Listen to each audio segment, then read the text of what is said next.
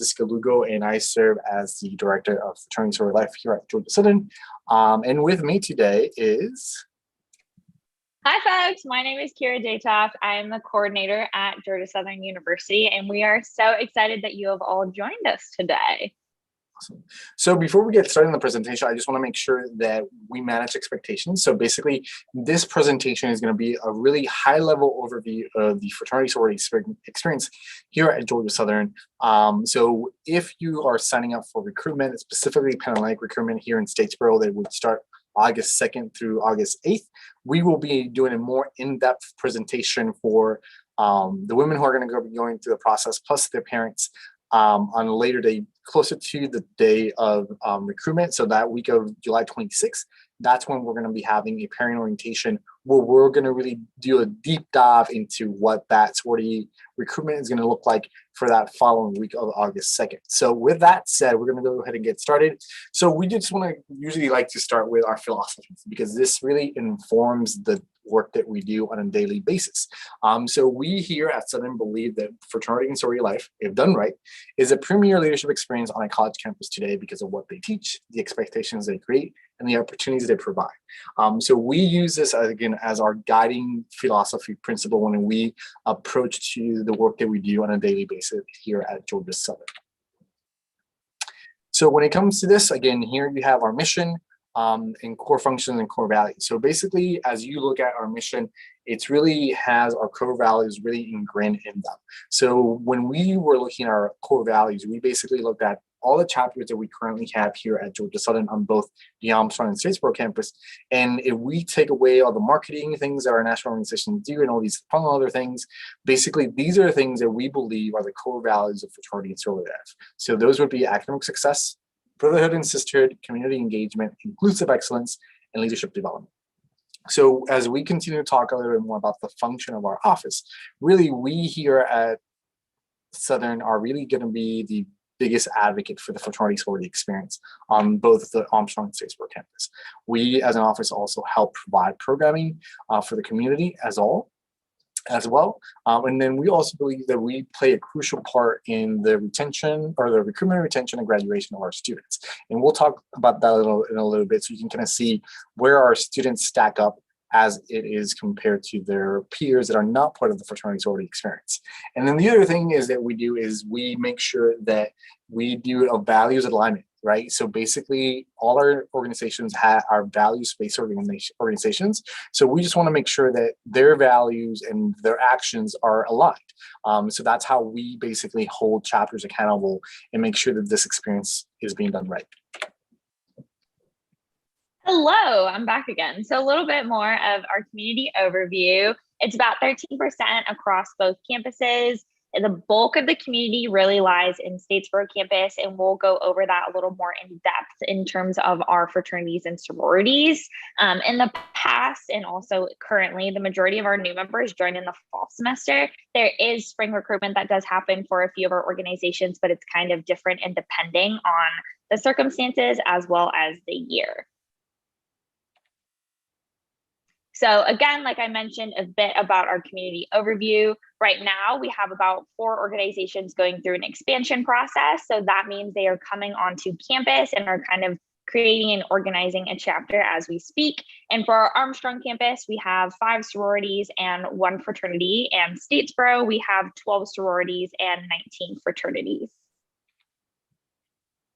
So at Armstrong, these are our current chapters. So like I mentioned, it's 1 fraternity, and then the sororities, as well as the 2 approved expansions that we mentioned earlier, are also specifically going to be at this Armstrong community. For Statesboro, these are the 19 fraternities as mentioned.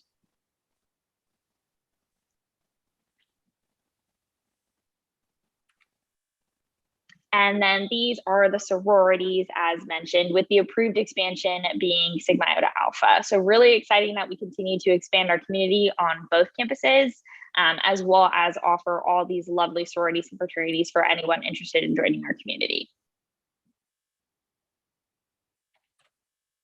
So going back to what I said earlier, again, this is where we make sure that our chapters values align with their actions. So one of the things that we are very proud of our community is that we constantly are above the students who are, when it comes from a GPA perspective, we're constantly above our peers or their peers that are part of the fraternity sorority experience at either the Armstrong or Statesboro campus. So this past spring semester, our fraternity sorority community had an overall GPA or average GPA of 3.09 versus the non-fraternity sorority students who had a 2.9. The other thing that we'll note is that our students are retained at a higher rate, as you can see. Again, this is based on information from 2018, and these are based on first semester freshman retention. So we will be actually getting information for 2019 coming up by the end of the month. So we'll be updating this graph. But again, when it comes to that piece, again, one of the things that we know is that if student is having a good experience that first semester freshman, as a first semester freshman or even a second semester freshman, we will more likely retain that student because they have had a good, well-rounded experience, and the fraternity sorority experience does provide that for our students, as you can see on this graph, and that's been throughout the several years that we're reflecting on this graph. The other thing is when it comes to the graduation rate, same thing. Again, our students are graduating at a higher rate. They're also taking between 12 and 15 credit hours, which is more than the majority of their peers. So again, that's where we believe that, again, this experience, again, if done right, has fundamental effects on the success of any college student who's interested in the experience. So our academic eligibility, a lot of this is information if people have already registered, but just to go over it, any incoming freshman has to have a 2.75 or higher high school GPA, and this is a requirement of the Office of Admissions. If there are any questions, we have included our liaison contact information below. Aubrey Garrido, she's fantastic. She can definitely answer any of your questions that you have. This GPA, again, is based on the required high school curriculum, so that is really important and key. Again, if you do have any questions, Aubrey is definitely willing to help you. So again, as a reminder, this is not the final high school GPA that's listed on the transcript or your HOPE GPA. And then if you do have any questions, we encourage you to check out your admission status check page, and we're more than happy to walk you through that process as well. If you want to call the office or email us, we're always available to help anyone that's interested in going through the recruitment process. And then for our transfers and current students, you have to have an overall Georgia Southern GPA of 2.5 or higher, and this is based on 12 or more credits specifically. Other eligibility continued. So this really depends on your primary campus. So students can only join chapters on their designated primary campus. As we've mentioned, there is chapters at Armstrong as well as chapters at Statesboro. So it's really specific that you know which primary campus you are going to be located on in order to register for what specific recruitment you're interested in or your student is interested in. This is also a requirement in terms of being eligible for recruitment is going to be these 3 online modules. So Hazing Prevention 101, Fraternity and Sorority Life, and Brave and Bold Dialogues, Diversity, Equity, Inclusion. We ask that new members who are interested in going through the process to fill out these specific online modules, as it kind of gives them a starting point as well as a foundation into fraternity and sorority life, as well as helps us help them better understand this premier leadership experience that they're about to begin. And then last but not least, there is about an 8-week new member process for all our fraternities and sororities, or an intake process for some of our other fraternities and sororities. And the most important thing to remember is that all of these processes have to end before finals begin, which would be Tuesday, December 30th. So a little bit of talking about the financial commitment as you start thinking, you and your daughter, son, start thinking of going through this process, there's going to be a financial commitment to that. So again, if you're thinking of joining a chapter on the Armstrong campus, the average cost will fluctuate between $475 and $1,000. Again, that's going to be really dependent on the chapter that you choose to join. And then as we look at Statesboro, the average cost ranges from $875 to almost $1,800. And again, that is based on really going to be based on the chapter you decide joining, because here on the Statesboro campus, we do have chapters who have chapter houses, and so that might be a little bit more expensive. One of our sororities does have a meal plan, so that might add an expense to that. But again, this is more so that first semester dues that your daughter, son would be required to pay for, basically. And again, that's going to be really dependent on what's going that semester. So typically what we tell our parents is that that first semester is usually going to be your most expensive semester, because there is more things come into it as you start, or they start the member experience with any fraternity or sorority. So again, when it comes to these type of things, we definitely encourage our students to ask questions when it comes to the financial commitment. So one of the things that I would say is that a student going through Panhellenic recruitment, they will be getting information for all 7 organizations as far as what is the actual cost breakdown. That's going to happen throughout one of the rounds. So they're going to be getting information that we are going to be printing out and providing to the entire, all the women going through the process.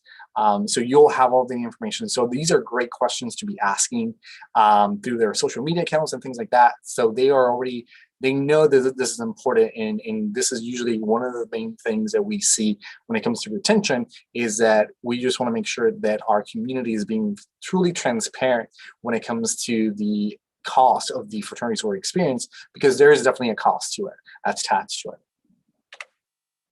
So when it comes to addressing behavior, one of the things that we say here at Southern is that there's things that are going to happen, and that's why our philosophy is that when it's done right. So we also make sure that when it's not done right, that we are taking a proactive approach in order to address the behavior. So one of the things that we do is really partner with different campus partners and their chapters, national organizations, to really address the behavior. The other thing that I would say is that one of the things that we also do quite often is engage in conversations with parents, because we believe that parents typically know if there's something going on with their son and daughter, because you know them better than we do, right? So you know when something's off, and more likely than not, they will come to you and confide information that they may not be comfortable sharing with us or anybody else in the community.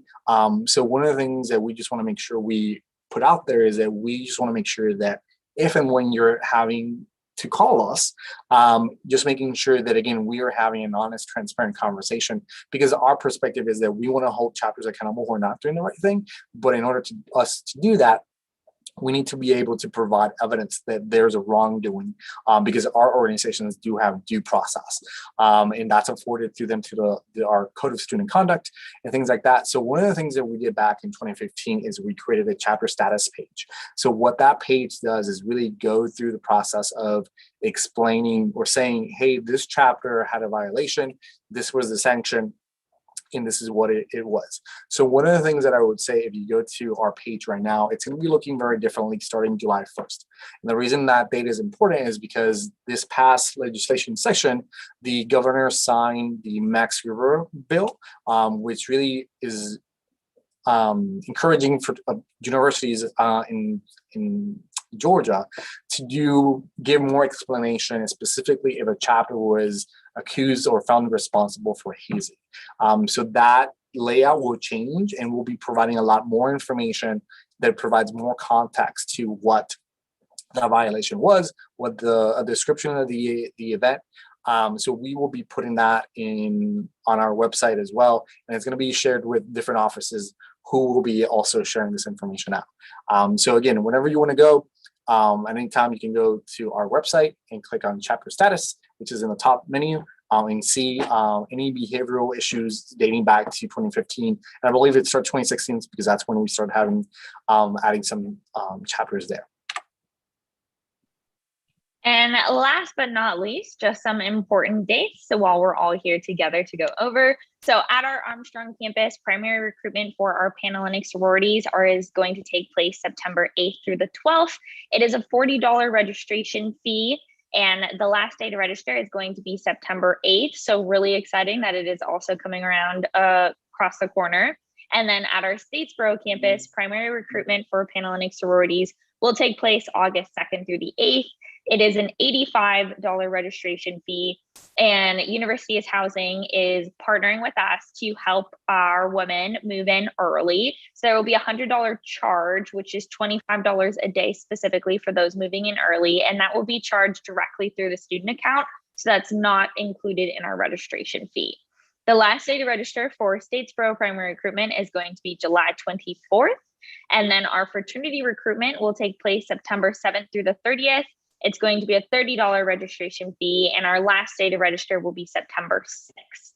And PHC 101 is going to be held on September 8th, and there will be more information in terms of that when it is allotted and shared.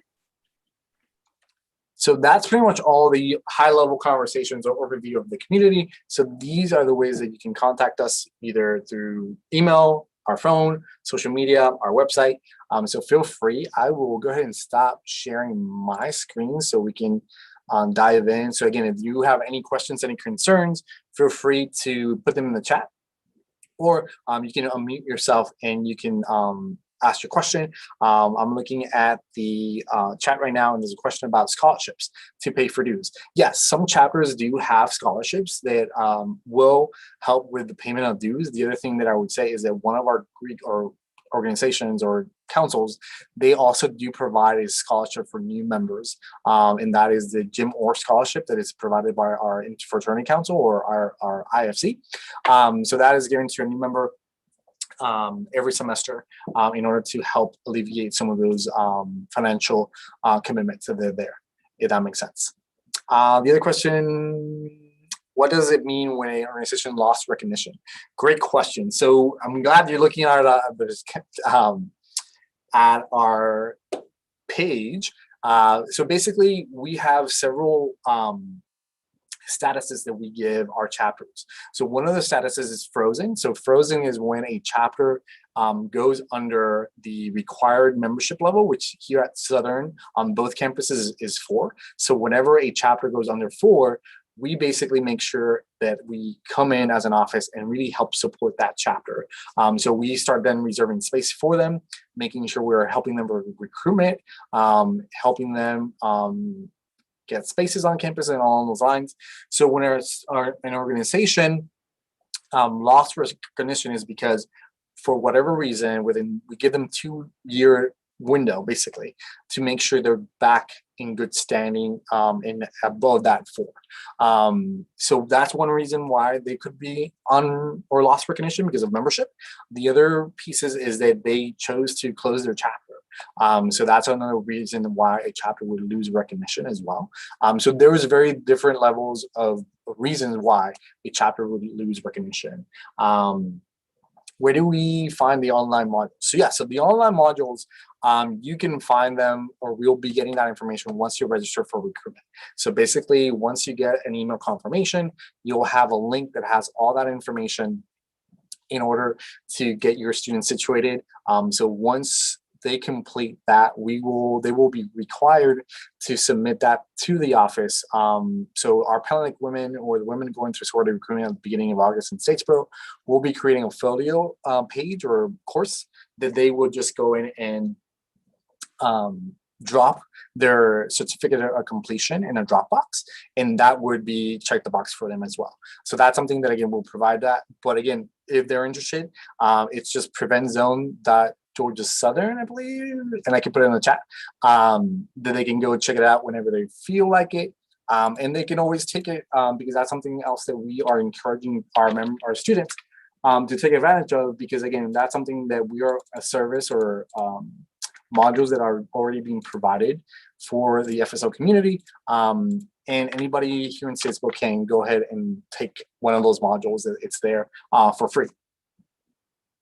Also, if you do have any questions about it, such as your access isn't necessarily working, please feel free to shoot the office an email and we can easily fix that situation for you in case there are any questions, or you can reach out to the specific council email, which is also normally provided in, say, the disclosure once you register for recruitment or even afterwards. You should also find the link attached in your registration too. Okay, so the question is, somebody paid registration for sorority recruitment here in Statesboro. Do I pay again in August? So no. So basically, once that, the $85 is just specifically for the process of going through primary recruitment. So basically what that fee covers is one shirt that your daughter will be wearing one day through that process. Then it'll also cover lunch for her at our dining commons here in Statesboro. And then it also pays for some logistical pieces and the software that we use. So basically once that recruitment process ends, that is when she will be hopefully getting a bid for one of our 7 chapters that participate in primary recruitment. And that's when they will start the conversation about when dues are due and things like that. So one of the things that I would encourage your daughter to do is, again, like I said earlier, is start asking those questions about how much dues are roughly. But also make sure that she's asking questions about, is there a payment plan? Because a lot of our national organizations do allow chapters to put a member on a payment plan. With that said, I'll just make sure that everybody understands that when it comes to dues, that's very specific to each chapter, and that is truly governed by the national organization. So we as an office don't dictate what dues are or what dues go for when it comes to the specific chapter. So in that sense, they're really on their own and set their own expectations and things on those lines. Great question. Do you have to tell housing that you're registered and are moving in early, or they already know? So they already know. So one of the things that we do is share a lot of information with them and some other campus partners that we use or lean on as we facilitate sorority recruitment. So we do share information with housing. So they will look at that list and know what rooms they need to be ready for and prepared for, because again, your daughter would be moving in to the residence hall that she has been assigned for that academic year. And that is also the way that she will be billed directly to her student account for that $100 early move-in fee. So you don't have to do anything once you register. We take over everything else and make sure housing has everything they need to make sure the your daughter is ready to move in on August 2nd. So the other question, you want to take that one? I was just going to say, I was going to read out the question for you so people on live understand. So for a chapter that has no members, how can they get active on campus again? And do they have the opportunity to do so? Yeah, so that's a great question. So one of the things is that we definitely want to grow fraternity sorority life on both our campuses. So we are always willing to engage in a conversation. With that said, every single chapter or national organization has a process they have to go by in order to establish a chapter on any given university campus. So it really is going to be dependent on what chapter your daughter or son might be interested in bringing to campus.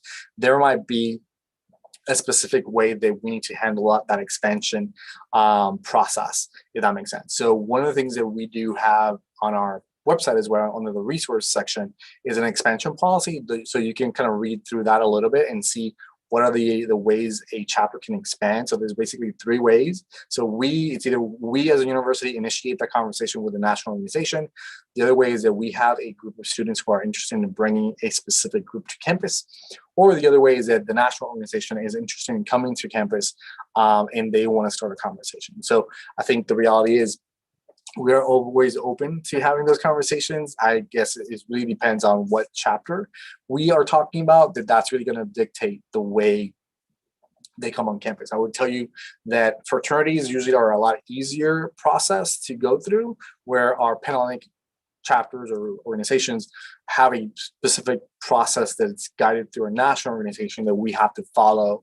And it's more rigid in the sense that, again, there's steps that we need to go to in order to even start the conversation of having extension for them. I can take this next question. However, I do want to say, if you have any more questions specifically about a chapter, again, please feel free to reach out to the office email. And like I mentioned, we're more than happy to help you out. Kylie, great question. So recruitment does start on August 3rd, which will be the first round. So 3rd and 4th are virtual. And then our second round is philanthropy, which will be August 5th. August 6th is our sisterhood round. 7th is our preference day. And then the 8th will be bid day. So you will find out on the morning of August 8th if you receive a bid. But throughout the process, you'll be ranking the sororities as well as figuring out, where you best fit And if you do have any questions, you'll be given a pi chi and you'll be in a recruitment group, as well as you can work with the office staff and the Panhellenic Executive Board if you have any specific questions, either going through the recruitment process, before and afterwards.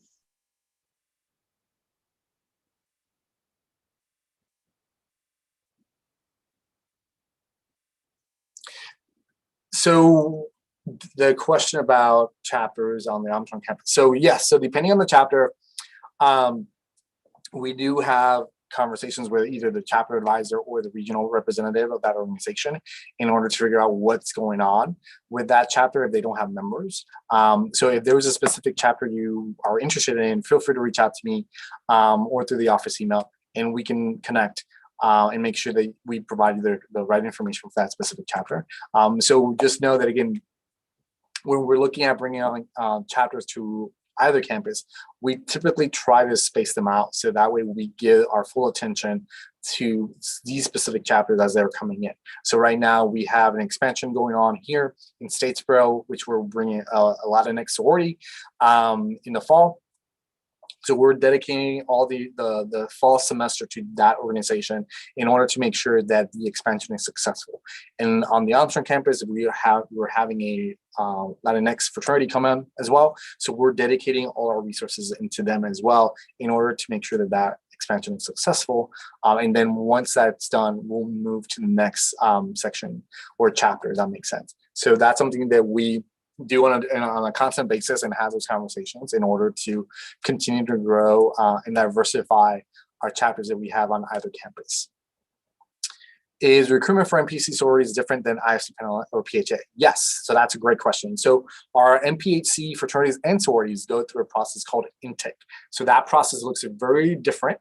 So basically, unlike Panhellenic and IFC, where there's usually a week-long events, and then they kind of window down their choices to picking one at the end of the week, our Panhellenic or NPHC and even multicultural groups call what I said, it's called intake. So basically what they do is they host different informational meetings throughout the semester. And then they basically have a period where they actually do a call for new member applications. And that typically happens right before October, usually, depending on the organization. And then basically they're done by the end of before finals, basically. So typically what we've seen from our NPHC groups is that there's between a 6 to 4 week new member period that they have to go through, which is somewhat different from our IFC Panhellenic groups, which is more likely an 8-week process because they start a lot sooner. So that's something that it is unique and different for our NPHC community and NGC community as well. But basically, that's the main difference between how you would join an NPHC sorority versus a Panhellenic or IFC fraternity.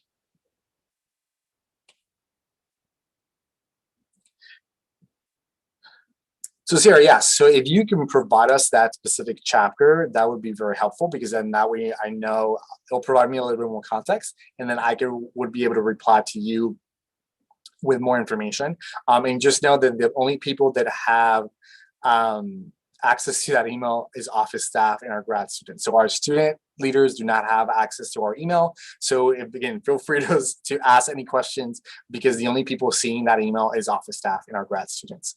So rest assured that whatever you need to ask, feel free to ask it through email. Kylie, I see your question. There is no more other questions or registration that takes place for Panhellenic other than the conversations you are having if you are specifically talking about Panhellenic, just to clarify. So once you've registered, you're all good. You will receive an email regarding your eligibility, just to make sure that you do meet our GPA requirement. And then there will be more information in terms of what to look forward to for recruitment, as well as anything else informational wise. However, if you do have any questions, that's where I'd encourage you to reach out to the office email, or specifically our Panhellenic email. If you're talking about Panhellenic, and that is featured everywhere on the website as well as in our Instagram, I would also make sure that you are following that Instagram account, as all the latest updates will specifically be on that. So great question about online students. So when it comes to that, that is really chapter specific. So we don't, because we're not the ones that give out the membership invitation, we don't dictate what a chapter can or cannot do. That's more guidance from the national organizations. So you may have some chapters that their national organization does allow that member to go through a process, even though there are online students. Some organizations don't allow it. So it's going to be chapter specific. In order if they would let somebody who is just taking online classes go through any new member process or intake process. I also saw the question, how do sororities decide who gets to bed? It is different for all organizations. Pretty much it is them deciding as a chapter specifically, as well as you deciding if you best fit with their organization, which you will find out as you go through the process. For our NPHC sororities, it is also through NPHC 101 and deciding where you think that you best fit. So it really comes down to your decision as well as the chapter decision. And so I would encourage you to, start looking at some of the sororities and the organizations, but definitely go in with an open mind and see how those conversations and those values-based feelings feel within the houses that you visit or within the sorority organizations you're looking at for NPHC too. So one thing that hasn't been asked is when's the right time to join? So that is something that when we talk to our students or parents, they have the same question. We basically say it's really up to your student, son and daughter, to decide when the right time for them to join. We know that we have students who are very successful going through a new member process during that first semester of their freshman year, but we also know that there's some students who struggle with that. But we also know that there's some students who do better if they wait till that second semester or even their sophomore year, right? So we really don't have a preference. I think really it's when that time is right for your student, because I know that there's a lot of different there's an acclimatation process that your student has to go through in order to make that decision. So I think that that's really thinking about what does that look like. I would tell you with that said that once you're in your second semester of freshman year, at that point we will be looking at a Georgia Southern overall GPA, not your high school GPA. So again, if you have a higher Georgia Southern GPA as your second semester freshman, these organizations are going to look at you very differently because again, you have an established GPA and you're basically become more marketable for them as well. So that's something to kind of keep in mind. So again, if you want to take a semester break or even a year break, build up your GPA, and then once you come into a recruitment process, you would have a better GPA. And again, like I said, that would make you more marketable to these organizations because the reality is that we do have a standard for GPA for each chapter that they need to maintain in order to be in good standing with the university or our office. And they want to make sure that the individuals that they have within their chapters are doing well academically. So that's something that to keep in mind. But there is really no right time. It's really when your son and daughter is ready. And we would support them through that process. Again, I joined as a junior and I had a great experience as in my fraternity. So me waiting those years did nothing to not allow me to have a good fraternity experience when I joined my fraternity as a junior.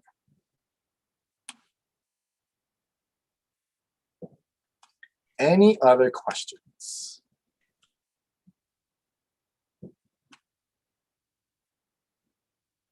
Also, if you're not comfortable, again, our office email is included. So definitely feel free to shoot us an email if you have any questions that you do not necessarily feel comfortable sharing now. And we'll definitely get back to you as soon as we can. I will say there's been an influx of emails as recruitment processes are around the corner. So do be a little patient with our office as well as an influx of phone calls. But we are really excited, as I'm sure you are, all either for your students, son or daughter, or just a parent in general, getting ready to kind of see your student off into a Greek letter organization. We are ready and willing with open arms. So if there are no other questions, one of the things that we will do is definitely send all of you a copy of the presentation so you have it. The other thing I would say is that this presentation is currently being recorded on YouTube, on our YouTube channel. So it will be probably tomorrow. Will be also live and you can revisit it whenever you need to. So, and like Kira said, again, if there's any questions, concerns, anything you want to know about the fraternity sorority experience here at Georgia Southern, whether it be at the Armstrong or Statesboro campus, feel free to ask us. That's what we're here for.